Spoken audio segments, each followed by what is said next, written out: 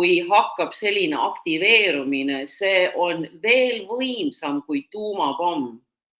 See on veel võimsam kui tuumapomm, kui hakkavad sellised võtmeinimesed aktiveeruma ja siis nad võivad minna öelda oma 100 ahvile ja siis ülejäänud lõpetavad selle ostmise. No see piinamine peab lõppema, see masstapmine selline 600 000 kana.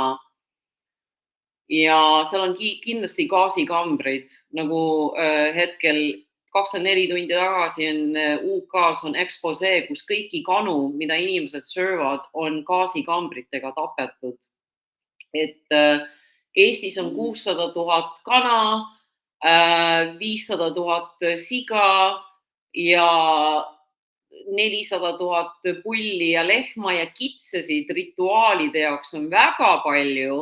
Nii et farmiloomi on rohkem kui registreeritud inimesi. Et see ei ole normaalne, see ei ole normaalne. Lehm on 9 kuud rase nagu inimnaine.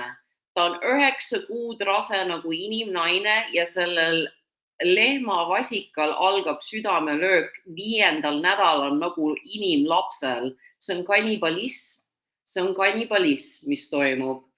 Et kui Eesti mees sööb oma õde, kes on 9 kuud rase ja ta laseb seda õde piinata mingi Oleg Grossi gängsteri taolisel, kes inimesi piinab ja inimesed kaovad ja ta toidab neid enda näljutatud hammastega sigadele, nagu seal Snatch Gangster filmis. Et siin nagu peab Eesti inimene aru saama, mis toimub Eestis. Siin toimub kannibalism, okei? 9 kuud rase lehm ja tema laps, et see on väga tõsine asi. See keefiripotist tuleb lahti lasta. Keefiripotist on aeg lahti lasta ja siis see toimub nagu tuumapommina ja kogu see asi hakkab aktiveeruma ja loodetavasti